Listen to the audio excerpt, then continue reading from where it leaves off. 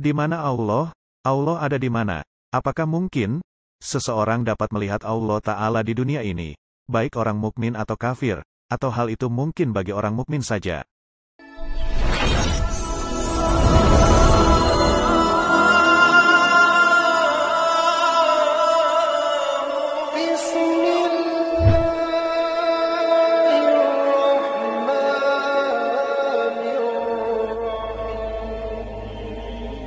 Assalamualaikum warahmatullahi wabarakatuh. Halo sahabat Islam Media. Di mana Allah? Allah ada di mana? Kerap kita bertanya atau ditanya seperti ini. Biasanya kita membayangkan Allah ada di langit sana, seolah-olah dia berada di suatu tempat, dan pertanyaan ini sudah lama digelontorkan berulang kali. Ataukah mungkin ada pertanyaan yang kira-kira begini? Apakah mungkin seseorang dapat melihat Allah Ta'ala di dunia ini, baik orang mukmin atau kafir, atau hal itu mungkin bagi orang mukmin saja? Sahabat Islam Media, melihat Allah di dunia tidak mungkin diwujudkan kepada siapapun, tidak untuk orang mukmin maupun untuk orang kafir. Dalam hadis sahih riwayat Muslim, bahwa Nabi bersabda, di hari ketika orang-orang keluarnya Dajjal, ketahuilah bahwa tidak ada seorang pun di antara kamu dapat melihat Tuhannya Azza wa Jalla sampai meninggal dunia. Hadis riwayat Muslim nomor 169. Di dalam hadis riwayat Muslim lainnya diceritakan bahwa, maka, pada waktu itu, Allah membuka hijab, yang menutupi wajahnya yang maha mulia, dan penghuni surga tidak pernah mendapatkan suatu kenikmatan, yang lebih mereka sukai daripada melihat wajah Allah Azza wa Jalla. Hadis riwayat Muslim nomor 181. Penjelasan hadis itu memperkuat bahwa Allah tidak akan dapat dijumpai saat kita masih berada di dunia ini. Selama jasad dan akal kita masih hidup, maka kita tidak akan bertemu dengan Allah. Dalam riwayat yang diterangkan dalam Al-Quran, bahwa Nabi Musa pun tidak mampu melihat Allah, sebagaimana Allah menjelaskan kisah Nabi Musa itu dalam Quran Surat Al-A'raf ayat 143, yang artinya, berkatalah Musa, "Ya Tuhanku, nampakkanlah diri engkau kepadaku, agar aku dapat melihat kepada engkau." Allah berfirman, "Engkau tidak akan sanggup melihatku, namun lihatlah ke gunung itu, jika ia tetap di tempatnya, sebagai sedia kala, niscaya engkau dapat melihatku." Maka ketika Tuhannya menampakkan keagungannya kepada gunung itu hancur luluh, dan Musa pun jatuh pingsan. Setelah Musa sadar, dia berkata, "Maha suci engkau, aku bertobat kepada engkau dan aku adalah orang yang pertama-tama beriman." Quran Surat Al-A'raf ayat 143. Dan masih banyak lagi ayat yang menegaskan bahwa Allah itu tidak dapat dijumpai selama manusia masih berada di alam dunia ini. Lalu bagaimana melihat Allah sedangkan kita masih berada di dunia ini? Apakah mungkin bisa? Dikisahkan pada zaman Rasulullah, ada seorang lelaki bernama Zilib al-Yamani bertanya pada Sayyidina Ali bin Abi Thalib radhiyallahu anhu, "Dapatkah Anda melihat Tuhanmu, wahai Amirul Mukminin?" Sayyidina Ali pun menjawab, "Mungkinkah aku menyembah Tuhan yang tidak terlihat? Bagaimana Anda melihatnya?" Lanjut Zilib bertanya, "Aku tidak menyembah Tuhan yang tidak aku lihat," kata Sayyidina Ali. Dalam kisah lainnya, Abu Hurairah radhiyallahu anhu pernah mengatakan, "Aku menghafal dari Rasulullah 2 bejana ilmu. Untuk satu bejana sudah saya sampaikan kepada kalian. Untuk bejana yang kedua, andai saya sampaikan kepada kalian maka akan dipenggal." Hadis riwayat Bukhari 120. Dalam riwayat lain, orang-orang mengkritik Abu Hurairah dengan mengatakan, "Kamu, Abu Hurairah, terlalu banyak menyampaikan hadis." Lalu Abu Hurairah mengatakan, "Andai aku sampaikan semua yang pernah aku dengar dari Nabi Shallallahu Alaihi Wasallam, tentu kalian akan melempariku dan kalian tidak akan mendebatku." Hadis riwayat Ahmad nomor 10959 dan disahihkan Syuaib Al-Arnaud. Sahabat Islam Media, mari kita buka pembahasan ini. Benarkah Allah hanya dapat dilihat saat berada di alam akhirat? Jawabnya tentu benar, bahwa Allah hanya dapat dilihat saat manusia sudah berada di alam akhirat. Sebelum jauh pembahasan kita ini, terlebih dahulu kita fokuskan bahwa Allah itu hanya dapat dilihat oleh penghuni surga atau di akhirat. Sebagaimana yang telah dijelaskan dalam hadis-hadis, ini adalah bagian terpenting dalam pembahasan kita. Allah telah banyak berfirman tentang akhirat, surga, dan neraka melalui Rasul-Nya, Muhammad. Bahkan Nabi pun sudah menjelaskan ciri-ciri para penghuni surga dan neraka. Hal yang menurut kita abstrak, namun itu konkret atau nyata adanya. Untuk memahami istilah konkret atau abstrak, sederhananya begini. Segala sesuatu yang belum kita alami adalah abstrak, sedangkan segala sesuatu yang sudah kita alami secara langsung disebut konkret atau real atau nyata. Mungkin saat ini bagi kita, alam akhirat, surga dan neraka, itu adalah abstrak. Karena bagi kita, belum terjadi dan belum kita alami. Dan bagi kita saat ini, dunia adalah konkret, karena dunia sedang kita alami saat ini. Yang kita pahami sementara bahwa akhirat atau surga sama dengan abstrak, dan dunia sama dengan konkret real atau nyata. Dikisahkan juga Rasulullah melakukan perjalanan Isra dan Miraj, perjalanan menembus 7 lapis langit, menuju Sidratul Muntaha untuk menghadap Allah, menggunakan suatu alat atau kendaraan yang disebut buraq. Dalam perjalanan itu Rasul ditemani seorang pembimbing, yaitu gurunya Malaikat Jibril. Kisah itu terjadi saat Rasul masih berada di alam dunia, masih hidup. Sebenarnya Nabi sedang mengajarkan dan menjelaskan kepada kita secara terang-terangan, bahwa untuk melihat Allah, wajib saat ini, bukan nanti, saat jasad sudah mati. Namun sampai saat ini dunia Islam bungkam, tidak pernah menjelaskan itu semua secara real.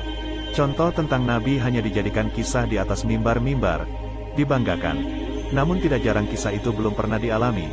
Seharusnya, yang Rasul alami dan Rasul lakukan, wajib semua itu harus kita ikuti dan jalankan sebagaimana mestinya, karena ajaran yang kita amalkan saat ini, adalah ajaran yang dilakukan Rasul.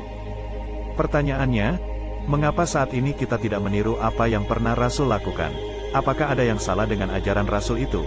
Ataukah diri kita yang salah? Ataukah diri kita yang tidak berpikir tentang semua itu? Ataukah pemahaman kita yang sudah terkontaminasi dengan paham kaum orientalis, yang sengaja ingin merusak inti dari ruh Islam itu sendiri, dengan cara membid'ahkan, mengkafirkan, bahkan menyesatkan yang lainnya. Rasul sudah bolak-balik ke alam akhirat, sampai Rasul menceritakan semua yang dialaminya kepada umatnya. Namun kita tidak pernah mempraktekkan apa yang telah Rasul lakukan. Diri kita hanya terfokus oleh surga dan kemewahannya, dan tidak berpikir bagaimana caranya agar kita juga bisa seperti Nabi, bisa bolak-balik menembus alam akhirat, selalu berhubungan dengan Allah setiap saat. Jika Rasul telah mempraktekkannya, maka wajib dan mutlak diri kita mencontoh Rasulullah. Rasul bisa bertemu dengan Allah, dan keluar masuk akhirat, maka umatnya pun harus sama seperti Rasul, bisa bertemu Allah dan keluar masuk alam akhirat pula. Rasul bisa seperti itu bukan secara instan ia mendapatkannya. Bertahun-tahun lamanya Rasul menempa dirinya dalam gua Hira. Rasul membersihkan dirinya dari dunia. Itu juga sampai saat ini tidak pernah kita lakukan. Diri kita selalu berlaku curang, dengan hanya fokus melakukan sesuatu dengan iming-iming, pahala dan surga. Perbuatan dan cara yang telah dilakukan oleh Rasul untuk mencapai semua itu, tidak pernah kita kerjakan. Bahkan, sampai detik ini kita masih menganggap bahwa Allah, alam akhirat, semuanya adalah abstrak, tidak nyata. Itu semua karena, apa-apa yang telah kita lakukan, berbeda dengan yang dilakukan Rasul. Jika sama, maka hasilnya pun akan sama dengan Rasul. Mengapa Nabi Muhammad bisa seperti itu? Karena Nabi selalu bersambung dengan Allah. Di dalam dada Nabi terdapat cahaya yang bersumber langsung dari sisi Allah, yaitu Nur Muhammad. Itulah tali antara Allah dan Nabi Muhammad yang disebut cahaya di atas cahaya. Di dalam jasad Nabi itu ada ruh yang suci. Kemudian dalam ruh itu, Allah tanamkan lagi Nur Muhammad. Inilah yang disebut Nurun ala Nurin. Nur Muhammad yang dimasukkan dalam Arwahul Muqaddasah atau ruh Nabi. Dan ruh itu berada bersama jasad Nabi. Untuk bisa seperti Nabi, maka wajiblah kita menghubungkan ruh kita dengan Nur Muhammad, nur yang sama yang ada pada dada Nabi. Dengan Nur Muhammad itu kita bisa sampai langsung pada Allah Ta'ala. Nabi telah melakukannya, maka mutlak umatnya juga harus melakukan hal yang sama seperti Nabi lakukan. Wajib ruh kita selalu berhubungan dengan Nur Muhammad, agar hasilnya sama dengan yang dialami Nabi. Jika ruh kita sudah berhubungan dengan Nur Muhammad, maka tidak akan ada lagi pertanyaan tentang Allah, ataupun tentang akhirat, karena semua konkret dan real. Semuanya bukan abstrak lagi, semua dapat disaksikan langsung. Untuk melihat matahari, diri kita harus terkena sinar matahari terlebih dahulu. Kita tidak akan bisa melihat matahari, jika diri kita masih terpenjara dalam ruang gelap yang tertutup. Pertama-tama diri kita harus meninggalkan penjara gelap itu. Kedua harus mencari tempat ruang terbuka. Di sana sinar matahari berhamburan, maka tidak ada lagi penghalang antara kita dengan matahari. Demikian juga dengan ruh, ia tidak akan mampu melihat wajahnya. Selama ruh itu masih terkukung dalam penjara dunia, maka wajiblah ruh keluar dari penjara dunia itu. Untuk melihat wajah Allah, ruh itu membutuhkan alat yang dapat mengantarkannya langsung ke haribaan Allah. Alat yang dimensinya sama dengan dimensi Allah itu sendiri, yaitu Nur Muhammad. Cahaya yang berasal langsung dari sisinya. Dengan Nur Muhammad, ruh itu langsung dihadapkan pada sisi Allah yang Maha Akbar, dan Nur Muhammad itu tersimpan dalam dada kekasihnya di dunia ini. Maka wajib setiap orang menemukan seorang guru yang mursyid. Nur Muhammad itu makhluk pertama, namun terakhir diturunkan kepada Nabi Muhammad. Muhammad itu utusan pemungkas akhir zaman, yang Allah tanamkan dalam dada Nabi kita, sebagai karunia untuk umat manusia. Nur Muhammad itu tidak mati, masih tercurah dalam dada para kekasih Allah yang dikehendakinya, terus-menerus tercurah, hingga saat ini Nur Muhammad masih ada di dunia ini, tersimpan di dalam dada orang-orang yang dikehendakinya. Muhammad adalah utusan langsung dari sisi Allah, yang diturunkan ke dunia ini melalui Nabi Muhammad, Ahmad bin Abdullah. Muhammad itu adalah makhluk pertama yang diciptakan Allah. Sebagaimana yang dijelaskan dalam Quran Surah Al-Maidah ayat 15 dan Al-Ahzab ayat 21 yang artinya, sungguh, telah datang cahaya dari Allah, dan kitab yang menjelaskan, Quran Surah Al-Maidah ayat 15. Sungguh, telah ada pada diri Rasulullah itu, suri teladan yang baik bagimu, yaitu, bagi orang yang mengharap rahmat Allah, dan kedatangan hari kiamat, dan yang banyak mengingat Allah, Quran Surah Al-Ahzab ayat 21. Dikisahkan juga, suatu hari Sayyidina Ali bertanya pada Rasulullah, "Wahai Rasul Allah, kedua orang tuaku akan menjadi jaminanku, mohon katakan padaku, apa yang diciptakan Allah Ta'ala sebelum semua ciptaan?"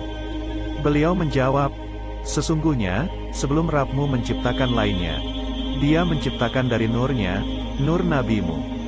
Di hadis yang lain, yang diriwayatkan dari Abdurrazak radhiyallahu anhu, yang diterimanya dari Jabir radhiyallahu anhu, bahwa Jabir pernah bertanya kepada Rasul, "Ya Rasul Allah, katakanlah kepadaku, apakah yang pertama sekali Allah ciptakan?" Rasulullah menjawab, "Sesungguhnya Allah menciptakan sebelum ada sesuatu adalah nur nabimu, dari nurnya." Jalaluddin As-Suyuti juga mengutip riwayat, bahwa sebelum Nabi Adam memanjatkan doa, Nabi Adam bertawasul dengan nama Muhammad. Beliau bermunajat, "Ya Allah, jika aku memohon kepadamu dengan nama Muhammad, apakah engkau sudi mengampuni dosaku?" Allah menjawab, "Siapa Muhammad?" Adam berkata, "Maha suci engkau, ketika engkau ciptakan aku tengadahkan wajahku menghadap arasy-Mu, dan di sana tertulis kalimat, La ilaha illallah Muhammad Rasulullah, maka aku tahu, bahwa tidak ada seorang pun yang lebih tinggi derajatnya di sisimu, kecuali dia, yang namanya bersanding, dengan namamu." Allah menjawab, "Hai Adam, dia adalah nabi terakhir dari keturunanmu. Jika bukan karena dia, aku tidak akan menciptakanmu." Dari beberapa ayat dapat disimpulkan bahwa Muhammad adalah ciptaan pertama sebelum adanya sesuatu yang diutus oleh Allah turun ke dunia ini melalui Nabi Muhammad. Bersyukurnya umat Islam memiliki seorang nabi yang cahayanya sudah Allah siapkan sebelum ada kelahiran lainnya selain Nur Muhammad sendiri. Nabi Muhammad itu adalah manusia terzahir di atas bumi ini, Rasulullah yang terjalin, dan Allah yang tersembunyi. Nur Muhammad bukan manusia, bukan jasad, bukan bagian dari bumi ini, melainkan cahayanya. Melalui Nur Muhammad, Allah menurunkan wahyu, perintah, larangan, petunjuk, untuk seluruh alam semesta. Jasad Nabi hanya mengikuti gerak Nur Muhammad. Gerak Nur Muhammad adalah gerak Allah itu sendiri. Jelas bahwa apa yang dilakukan Nabi semata-mata bukan kemauan dirinya sendiri, melainkan semua adalah gerak Allah semata. Pembahasan sebelumnya, kita sudah membahas syahadat atau mengingat Allah. Saat pertama kali kita memeluk Islam adalah menyaksikan sebenar-benarnya menyaksikan Allah dan Rasulullah. Saat pertama kali ruhani kita dibuka melalui talqin atau bayat atau bersyahadat, hal pertama yang dikenal adalah Allah dan si pembawa Nur Muhammad, seperti bayi yang baru lahir belum mengerti apa-apa. Namun ia dapat merasakan kehadiran orang tuanya, sejatinya ruhani kita sudah berada dalam kapsulnya, seperti bayi dalam dekapan ibunya, ia merasakan kenyamanan dalam dekapan orang tuanya. Sejak saat itu ruhani kita dibimbing, dirawat, dituntun, dibesarkan, diarahkan, diajarkan, dijaga oleh orang tua ruhani kita, sampai ruhani itu tumbuh dewasa. Ruhani itu akan mengenal segalanya melalui orang tuanya. Sejak ruhani itu dilahirkan ia hidup bersama orang tua ruhaninya, berjalan di jalan yang sama, maka hasilnya pun akan sama, dan tentu saja pengalamannya akan sama pula. Bagaimana tidak, sejak ruhani itu masih bayi sudah diajak melintasi alam akhirat, keluar masuk surga, bertemu dan berhampir dengan Allah. Ruhaninya terbiasa sejak bayi hingga ruhani itu tumbuh dewasa. Maka mutlak ruh kita wajib beserta dengan Nur Muhammad, melalui seorang guru yang mursyid, yang sanadnya sampai kepada Rasulullah, memiliki silsilah guru yang bersambung, yang memiliki ilmu Rasulullah melalui ahli silsilah. Proses ruh untuk bisa berjumpa dengan wajah Allah syaratnya adalah harus mati terlebih dahulu, seperti yang dijelaskan pada ayat di depan sebelumnya, karena siapapun yang menembus portal dimensi akhirat wajib meninggalkan jasadnya. Untuk mempermudah mari kita simak penjelasan berikut ini. Matahari dengan sinarnya menyinari segala sesuatu di dunia ini, sedangkan diri kita masih berada di dalam ruang yang gelap. Untuk dapat melihat matahari, diri kita harus keluar menuju pancaran sinar matahari berada. Di sana tidak ada lagi dinding penghalang antara diri kita dengan matahari. Kita dapat melihat matahari sepuasnya. Demikian pula dengan melihat Allah. Jika ruh masih terpenjara oleh dunia, masih menggunakan akal dan indera, maka ruh itu tidak mungkin dapat menjangkau keberadaannya yang maha suci, untuk menggapai Allah dengan menembus alam akhirat. Jasad tidak memiliki kemampuan. Jangankan akhirat, saat tertidur saja akal menjadi lumpuh, apalagi sampai dimensi akhirat. Dunia dan akhirat dimensinya berbeda. Oleh karena itu, untuk menembus akhirat harus menggunakan dimensi yang sama pula. Ruh yang berasal dari dimensi akhirat, wajib kembali ke asalnya Allah Subhanahu wa Ta'ala. Lalu bagaimana caranya, agar bisa sampai kepada Allah, sedangkan Allah zat yang maha suci? Maka wajib ruh itu beserta dengan Nur Muhammad, barulah bisa sampai langsung ke hadapan Allah. Karena Nur Muhammad adalah dimensi yang disalurkan langsung dari sisi Allah. Maka benarlah, bahwa Allah selalu memerintahkan manusia untuk selalu berzikir mengingatnya, tentu dengan metode yang telah diajarkan Rasul. Selama berada di dunia ini ruh itu harus dilatih terus-menerus untuk mengingat Allah. Selalu disertakan dan terus bersambung bersama Nur Muhammad, hingga mati indera jasadnya, akalnya tidak lagi bekerja. Itulah proses kematian yang disebut fanabilah. Ruhnya beserta Nur Muhammad menembus alam akhirat. Barulah ia bisa bertemu dengan Allah yang Maha Akbar. Maka alam akhirat yang sebelumnya abstrak bagi kita, akan menjadi konkret atau nyata, dan alam dunia yang sebelumnya konkret, akan menjadi abstrak atau mimpi tidak nyata. Bagi orang-orang yang telah melalui proses itu, mereka tidak lagi takut akan kematian, karena mereka sudah melewati jalannya. Bagi mereka akhirat bukan nanti, tapi saat ini sudah dilalui. Sahabat Islam Media, maka wajiblah setiap orang memiliki pembimbing ruhani, seorang guru yang mursyid. Semoga Allah yang Maha Suci berkenan memperkenalkan kepada kita seorang kekasihnya, orang yang dekat dengannya, orang yang bisa membimbing kita untuk mengenalnya dengan baik, dan bisa mendekatkan diri kepadanya, dengan cara yang dikehendakinya. Lewat bimbingan kekasihnya itulah kita akan bisa masuk menyeluruh ke dalam Islam iman dan ihsan yang kafah. Mungkin sampai di sini pembahasan kita saat ini, sampai jumpa dalam pembahasan berikutnya. Wassalamualaikum warahmatullahi wabarakatuh.